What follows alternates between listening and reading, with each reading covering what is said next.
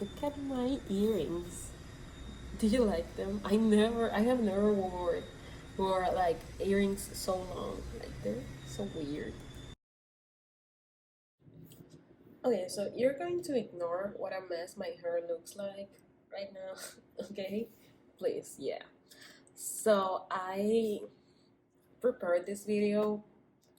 Yeah, so I basically prepared by reading lots of books, and that doesn't sound like not lots. I read one, two, three, 4, 5, 6, 7, 8 books, and I'm gonna talk about them. So, as you can see in the title, I'm gonna talk about sad girl books, but I'm using it as clickbait, and I'll tell you why.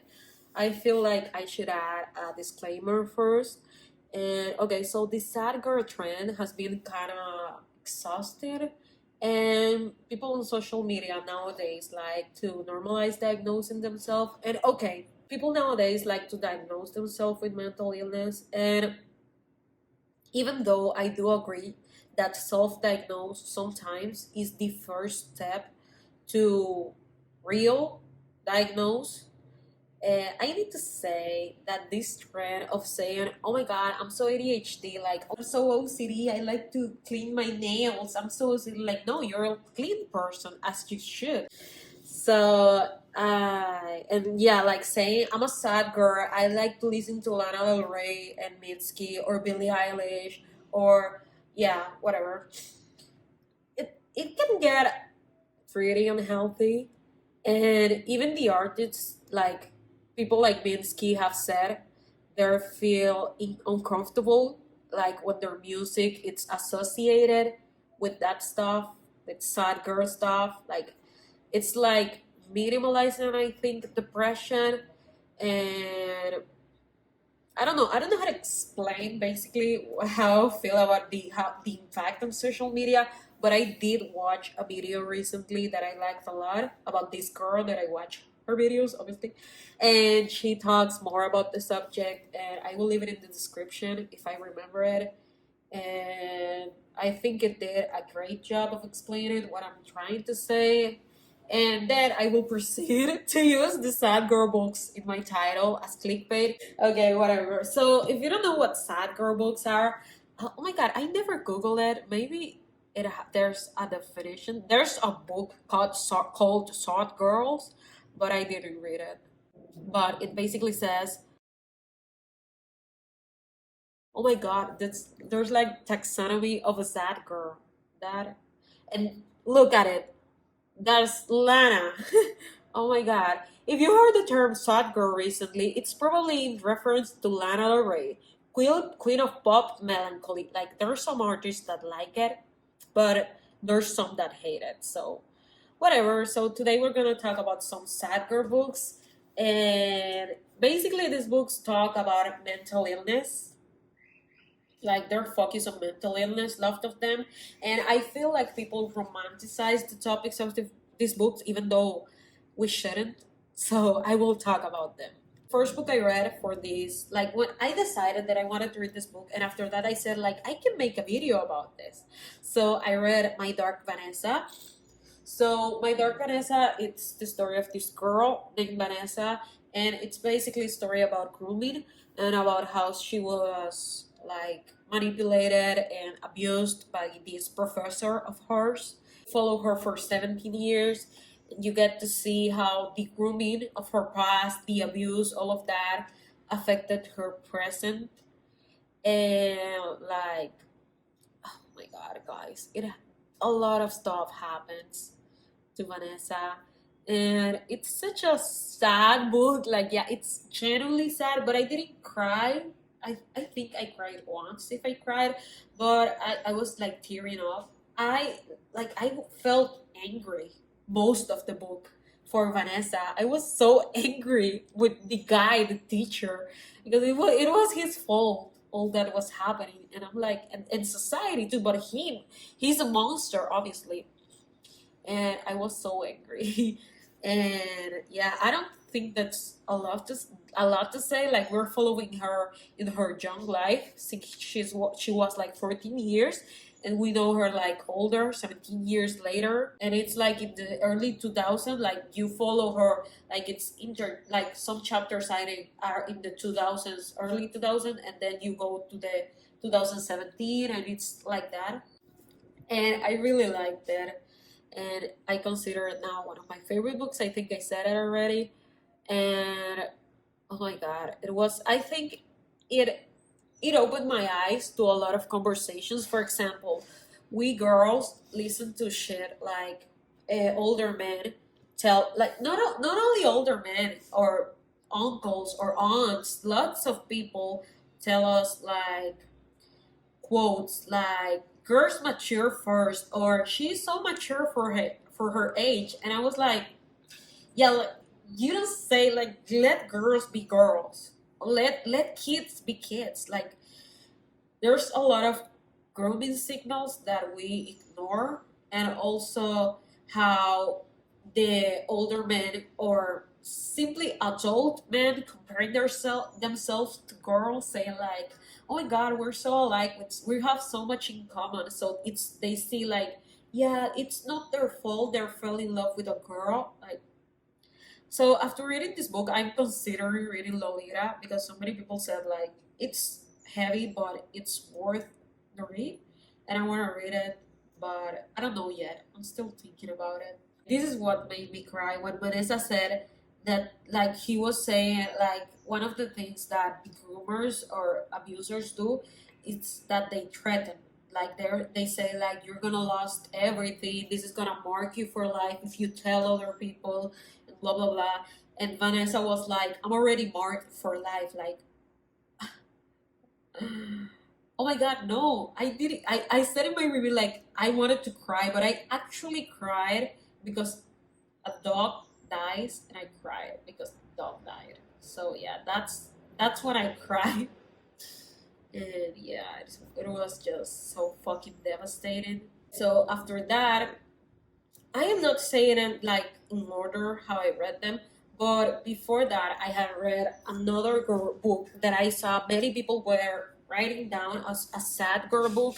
I don't know if it is a sad girl book, but that's The Vanishing Half, which you shouldn't know. I talked about it in my March wrap up, but I don't know if it's going before or after this video. So yeah, you'll have to hear about it in that video. But I don't know if it's a sad girly book, this one, but it is sad. I didn't cry, but it is sad. So maybe it is a sad girly book. So yeah, there's The Vanishing Half. I would not say a lot about it. It's about like two sisters that are black, but they are like white passing. So one of them is passing as white, and the other one stay black. They're twin sisters, and yeah, that's basically the story. What this story is about is historical fiction, and it's such a great book. I'm so glad I have a physical copy. It's, I feel so fortunate, and it matches my nails, kinda, doesn't it? This is a great cover. I like all of these the covers this book has. They're amazing. So after that, okay, so I'm gonna talk about my year of rest and relaxation. I read that one in January, and it was an amazing book. It's basically the story about this girl that's heavily depressed, and she decides that she's going to sleep for a year. I talked about it in my video about if you like this song or this book. So yeah, this book was very triggering at times. Like for me, I felt like, oh my god, she want to sleep for a year, but she's taking so many meds, and then she drinks coffee, and then she drinks alcohol, and I was like, girl, don't do that. I felt it like in my stomach, all the shit that she was taking. And so I heard many people before talk about euphoria and how they see Rue being an addict and they're now scared to even take a pill. And I'm like, oh my god, I have meds. Like I literally take meds every day of my life. And I was hearing how she like took all of this med, and I didn't even want to take my meds because some of them cause addiction indeed, and I didn't want to take them, but I had to. and yeah, it's disturbing. But I don't think like one of them, it's for sleeping only. One of my pills, but she was taking guys. Okay, so I'm still to take like pharmacology, but once I take it, I'm gonna buy a physical copy and I'm gonna reread the book so I can write annotations about each like med, and I'm gonna ask my teacher like, hey, what does that mean and shit like that. Like, you'll have to see. You'll see. I'll maybe do a video about it because I'm really excited for that. Okay, I'm gonna talk about yeah, the Bell Jar. That's basically the Resident Sad Girl book, but it is not a joke because Sylvia Plath killed herself, so we do not joke about it. But it's like a semi autobiographical story about Sylvia's depression and how she went to like it talks about electroshock therapy, and she goes to a psychiatrist because she is depressed. Like the main character, it's Esther, and at times, like at the beginning, I loved it. Then, like I even remember the beginning. It was a queer soul trick. Like that's the beginning, I think. But yeah, I at the beginning I was like, ah, yeah, this is so good, and then I was like, okay, this is kind of boring. And then we went to the mental hospital and I was like, okay, you got me back, and I really loved it. It's racist as fuck. Classics tend to be, but that doesn't mean we should judge them with like how I say it with modern thinking. Well, whatever. I judged it and I gave it 4 stars because of it, but I did enjoy it, and I felt identified with Esther. After that, there's the Virgin Suicides. This is a classic also. It's basically about these four sisters. I think there are five. Yeah. And it's basically the story of how they kill themselves. And you are, since the beginning, you know they're gonna kill themselves, but you know how they're gonna kill themselves. And oh my god, yeah. Guys, it was so disturbing. And my favorite sister is Lux, obviously. She's an icon. She's an angry female, as she should. But, oh my god. And it's from the point of view of some boys that are obsessed with them. So it just gets disturbing and more disturbing. So this one and another book I'm gonna talk about I'm gonna mention it after, okay? So yeah, this one and Looking for Alaska are from a boys point of views, and so like I love how Divergent Suicide. It's like in technically first person. Well, it's not first person. It's kind of third person because he's like narrating like we did la la la, we did this, we did that, and I'm like, oh my god, it sounds kind of cool. And I think that one and Looking for Alaska are like I read it like it was to me it was on purpose. Like the authors wrote it as how men idolize women. Like, and I think both Looking for Alaska and The Virgin Suicides are like that. Are like a satire of that. Technically, something like that. I don't know. Like it was on purpose. I hope, because if not, like John Green and Jeffrey, whatever, they need help. And that's Looking for Alaska is the second book I read by John Green, and it's about this guy named Miles, and he goes to a like boarding school, and here he meets a girl named Alaska, and since day one he's like obsessed with her. Like I gave it three stars, and so Virgin Suicides like, but it's like interesting to see a boy's point of view. He's like 16, and it was interesting to read. And there's so many good quotes like talking about the great perhaps. And my favorite thing about Looking for Alaska, it's that Miles it's obsessed with last words, famous people, famous authors, and I am too obsessed with last words, but from everyone. I want to hear last words from everyone because it's cool to hear what people say last. But at the end of the book, there's like an author's note that says like many of these quotes cannot be like Like, we don't know if it's true that they say this last, because people with the feelings in the last moment sometimes change it, and the only person that can like prove like, yeah, this is what I said, it's that. So technically, it's so ambiguous. I like shit like that. Like, we don't know if it's true. Maybe it is. So yeah, I really like that.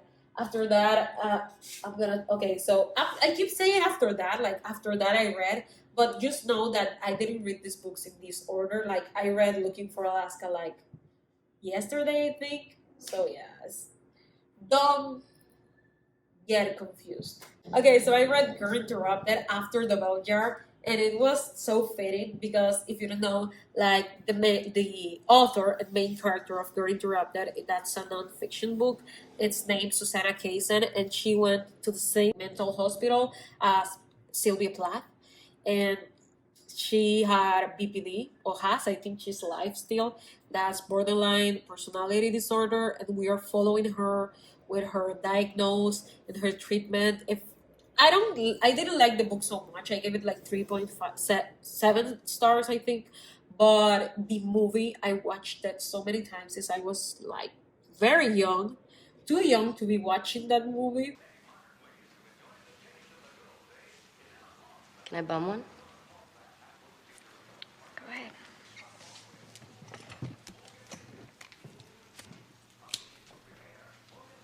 But yeah, and it's with Winona Ryder, Susanna Kaysen, and one of the main characters also called Lisa. That's Angelina Jolie, and she does a wonderful job of portraying a sociopath. And it's Angelina. Like, I don't have to explain myself. Like, you'll know.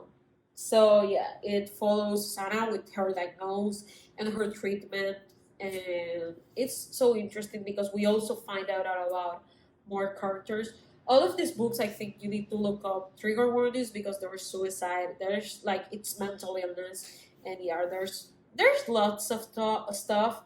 So some people think it is dumb, but some books can be triggering. Like, my years of rest and relaxation had me wanting to throw up. So yeah. But the last book I'm gonna talk about, it's Where the Crawdads Sing. It's about this girl that, well, people call her Kaya, I think. And she reminds me of Key from the Outer Banks, and the book is also in the Outer Banks, I think. So yeah, we're getting a TV show with one of my favorite actresses. That's Stacey Edgar Jones from Normal People, and also she's in Fresh with Sebastian Stan. Oh my god, it's about this girl named Kaya, whatever you want to say it, and it's about like the cover is on a salmon, but it's about a murder mystery, and basically like Kaya, it's accused of committing a crime, and she's like the pariah of the society. She lives in the marsh, and all the people call her Marsh Girl, and she went through so much. Like, she was abandoned, and she had to struggle so much on her own, and to like she had to do lots of things. So a golden boy or wherever from the town was killed. Like, that's how the book starts, with they finding the body, like Riverdale style. If you watch the first season, I know comparing it with Riverdale maybe won't want you want to read it, but yeah, it's you have to read it. Like, if you hear a dog in the background, just ignore it. And it's not my dog. And yeah, and I would recommend. Okay, so there's times when you get like kind of bored. I was like halfway through, I was like, oh my god, yeah, I don't want to hear more about this shit. Just tell me what happened. And but then it went back to the story, and I was like, okay, I'm getting it. I really like that.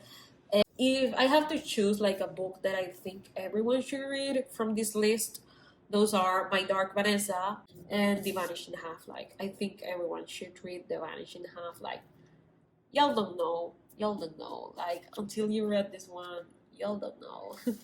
I really like that. And I will reread it someday. I hope so. Because I will never get rid of this physical copy. And this is all I have to say. I know I talked a lot about this video. Maybe it's not going to be as long as I thought. But this is my sad girl books list. I want to do more videos like this. Like, I read some books and then I come and tell you, like, yeah, this is sad girl books. Read them, and yeah, I like doing recommendation books. But also, I want to try and do some blogs, reading blogs. Even though I don't know if people will like them. So, but I don't give a fuck because I like them. I love watching them. So yeah, I'm gonna do it anyways. And I hope you enjoyed it. I need to eat something. So I'll see you in my next video. And yeah, I hope you like that. You can again add me on Goodreads. I always say it. You can add me on Goodreads. That's I don't use a lot of Instagram. I don't use like TikTok like publicly, and I do use Twitter and talk about books a lot on Twitter, but I don't know if I want to make my Twitter public because it's a mess, and I have like all my old tweets. So yeah, that's kind of disturbing. And add me on Goodreads, and you'll hear there all my opinions about books, and you can read like the complete reviews of all the books I talked to here about here. So yeah, just see you in my next video, whatever.